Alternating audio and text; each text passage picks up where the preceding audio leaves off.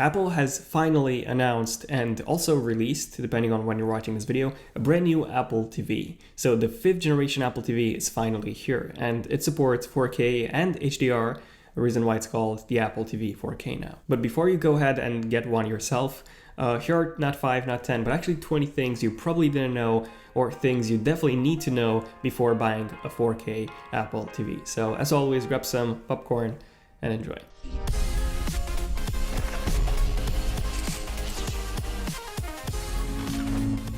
Okay, so number one, let's say that you have a 4K TV. And I'm guessing that most of you have a 4K TV. If you're watching this video and if you plan on getting a 4K Apple TV, you probably have a 4K TV. I mean, what's the point of getting a 4K Apple TV if you don't have a 4K TV? So you have a 4K TV and it's most likely a smart TV as well, which in most cases comes with a 4K Netflix app, a 4K YouTube app, a 4K Hulu app, and so on. So in that case, why do you actually need an Apple TV? Well, I mean, you get the iTunes Store, which is pretty useful, so you can buy or you can rent movies or TV shows, but most people just use streaming services anyways. Now, you also have the Apple TV App Store app, which is actually pretty useful. You can get a lot of apps, you can get games, and so on. But again, most people would get an Apple TV just to watch movies anyways, instead of using apps and playing games. So if your TV, this is my suggestion, if your TV is smart enough to do everything that you need, so all the streaming apps and everything that you need, there's no point actually in getting an Apple TV. Then number two, the new Apple TV can do Dolby Vision. So this is an HDR standard. This is, so to say, the most premium and the most advanced HDR standard because every single frame is processed in HDR individually instead of all of them together. So Apple TV 4K can finally do Dolby Vision, but not a lot of TVs actually support Dolby Vision. So if you have an LG TV, an LG 4K HDR TV, it most likely supports Dolby Vision, definitely check. So LG supports this, Samsung doesn't support it. So if you have a Samsung TV, Samsung has a different standard, they don't support Dolby Vision. Now, Sony does support it, but only on a few models. So definitely check your TV and see if it supports Dolby Vision, as it actually makes a pretty big difference when you're watching 4K content.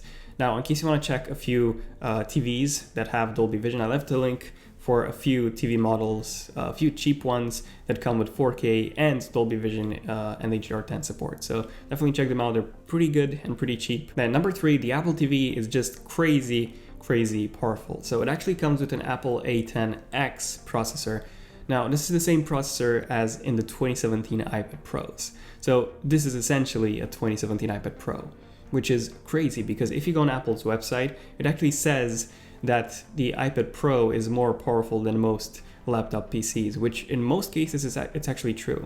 So if you take a look at the Geekbench 4 scores for the Apple A10X chip, it actually scores around 3,954 for the single core score and about 9,000 for the multi-core, which is insane. So just to give you an idea, this is the score for a 2017 13-inch baseline MacBook Pro. So it's really close in performance to a 13-inch MacBook Pro 2017. And if you have an older 13-inch MacBook Pro, like from 2016, 2015, and so on, yeah, the new Apple TV is more powerful than your MacBook, which is crazy when you think about it. Now, another new feature is gigabit Ethernet support, which is actually pretty impressive. So if you need the extra speed and you have it on your Ethernet connection, it can support up to 125 megabytes per second download and upload speeds on Ethernet, which is pretty impressive, to be honest. Next up, we have actually two models of the Apple TV 4K, so 32 gig option and 64 gig option. But honestly, you only need the 32 gig option if you only stream content. It's enough. You need the gigabytes if you want to download apps or if you download movies, but most people just stream. So, 32 gigabytes is enough. But at the same time, there's only a £20 or $20 in US difference between a 32 and the 64 gig model. So actually, you don't need a 64, but a 64 is actually worth it. £20 difference or $20. It's actually worth it. Then the new Apple TV also supports HEVC decoding. So what this means is that movies and videos, everything in HEVC will occupy 40 to 50% less storage space, which is actually pretty good. You don't have this on the previous generation, on the 4th generation Apple TV, so only the Apple A10 processors or newer support HEVC encoding, and I believe it's A9 or newer for decoding, so that's for hardware support. Next up, this is a pretty interesting one that not a lot of people know. So you can actually connect a Bluetooth controller to the Apple TV, such as this Nimbus controller, SteelSeries Nimbus, and you can actually play games on your Apple TV using this controller. So you can find this in the Apple stores. If you want to pick this up, I actually left the link for this in the description. And this basically turns your Apple TV into a full-fledged gaming console, so to say. I mean, you have the performance and you have a lot of apps, and some games are actually pretty good looking. So this basically turns your Apple TV into, a pretty powerful gaming console with not a lot of games. But hopefully more will be coming out soon. Then next up, the new Apple TV also supports 802.11 AC Wi-Fi. Now what's interesting about this is that it supports simultaneously 2.4 and 5 GHz bands at the same time, which is pretty impressive. So if you have a weak connection on the 5 GHz band, it will automatically switch to the 2.4 and so on. So you shouldn't have at least any connection drops or any issues with this Apple TV. And it also comes with Bluetooth 5.0, just like the new iPhones. So the iPhone 8, the iPhone 8 Plus, and the iPhone 10. And what Bluetooth 5.0 means and what it does is that you get stronger range, so 2x range, and more powerful signal when it comes to the Siri remote, when it comes to AirPods, which by the way, if you have AirPods, you can connect them to the Apple TV, which is pretty cool. So another pretty cool feature of Bluetooth 5.0 is that you can actually have two audio devices connected at the same time. Apple hasn't said anything about this for the iPhones or for the Apple TV, but this is something that Bluetooth 5.0 supports. So maybe in a future update, we'll see this, two audio devices connected at the same time and the different audio being played via Bluetooth 5.0 to those connected headphones or speakers that you have. Then number 10, we don't have a new Siri remote, unfortunately. So there were a couple of rumors suggesting that we will be getting a new Siri remote that supports a new haptic engine. So it's something like we have on the iPhone 7, the iPhone 8, the iPhone 10, and so on, a haptic engine, but unfortunately it doesn't support it. So no improvements, no changes when it comes to the Siri remote. But when it comes to changes, we do get something pretty cool, and that's some 4K wallpapers. And the ones that we've seen at the event, they look really, really amazing. All of them mastered in 4K and all of them support HDR, and they just look amazing. Then next up, there's an app which some of you might have heard of. It's called the Apple TV app, so the TV app. Now you can have this on your iPad and your iPhone as well, and your Apple TV. And basically what it does is that it collects all of your content from all streaming services and iTunes, and you have all of them in one place. Now, this is actually being expanded to more countries because up until now, it was just in the US, it was limited to the US, but by the end of the year, we'll have it in the UK, we'll have it in Europe, Australia, and so on. So by the end of the year, it's gonna come in more countries. So pretty good news with this. Then something that I'm not sure how many of you know is that you can actually automate your home with the HomeKit app if you have an Apple TV. So you need an Apple TV 4th generation for this, or an Apple TV 5th generation, or the Apple TV 4K. Or an alternative, if you don't have an Apple TV, you can use an iPad, but it has to be always plugged in. So if you have an older iPad, you can use that. So yeah. And what it does is that you can actually automate your home. So you can create different automations so that when you come home, your lights turn on. And also something else that you can do is that you can control your lights when you're awake.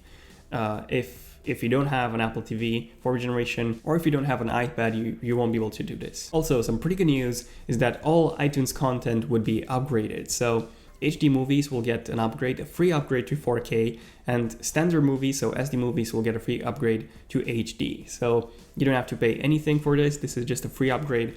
And then same applies to the new purchases. So 4K content now costs the same as HD content, and then HD content costs the same as standard content used to cost. Now remember that on the Apple TV 4th generation, we actually had a USB-C port on the back. Now this was only for diagnostics. In the Apple Store, we don't have this anymore. So the port was removed.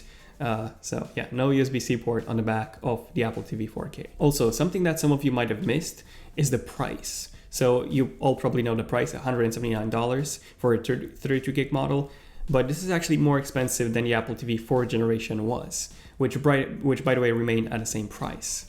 So yes, $179, and the Apple TV 4th generation was already pretty expensive. So it was much more expensive than a 3rd generation, which by the way, I'm not sure how many of you remember, but Apple actually had an offer for a few months, and the 3rd generation Apple TV used to sell for just £50 in the UK, or I believe $70, which was a really, really good deal. Also, speaking of prices, there's a 1-to-1 conversion ratio in the UK. So $179 in the US, and then £179 in the UK, and then the 64 gig option is $200 or £200 in the UK. So it's ridiculous, but if you take a look at other countries in euros, it's even more expensive than this, and this is really, really bad. Everything from Apple is now even more expensive outside the US, and what's even funnier, and not in a good way, is the fact that instead of Apple lowering the prices for the old models of their products, they keep the same prices and they increase the prices for the new products. Same thing happened with the iPhone 8, not even to mention the iPhone 10, the Apple TV, the MacBooks, the iPads, everything. And then one of the most unique features of the Apple TV, actually one of the reasons why you might be thinking of picking up an Apple TV, is AirPlay. So being able, the ability to mirror basically everything that you see on your iPhone, iPad, or even your Mac's display directly to your TV. So the standard for doing this is called AirPlay. AirPlay 1.0 is what we had until now, and AirPlay 1.0 supported 1080p as the maximum resolution. Now Apple has introduced AirPlay 2.0, by the way, which actually supports multiple speakers. So playback on multiple speakers at the same time. But Apple hasn't said anything when it comes to the resolution. So is AirPlay 2.0 still limited at 1080p, or do we have 4K when it comes to AirPlay? Probably not. So I think it's still 1080p, otherwise Apple would have said something about it. Now keep in mind that if you stream photos, or if you plan on streaming, YouTube videos, sending YouTube videos from your phone to your Apple TV, those would still play in 4K, because the Apple TV would still load them from the Apple TV's app instead of just loading them from the iPhone. The iPhone is just like the remote. But if you just plan on mirroring your Mac's display, I don't think it's going to be 4K, honestly. Don't see this happening, most likely still 1080p. Like before. And finally, number 20, this is not a big one, but it's a pretty important one, I would say. So you don't get an HDMI cable included in the box. And obviously you do need an HDMI cable that supports 4K, by the way. So you need to buy a separate one. I've left the link in the description for a few models, a few good cables that would work with this Apple TV. But yeah, this was pretty much it. 20 things that I really wanted to mention when it comes to the Apple TV 4K. So I'll be doing my full in-depth review of the Apple TV 4K as soon as it gets released. So feel free to subscribe so that you see that video as soon as it comes out. And speaking of seeing videos as soon as they come out, don't forget to enable notifications on my channel.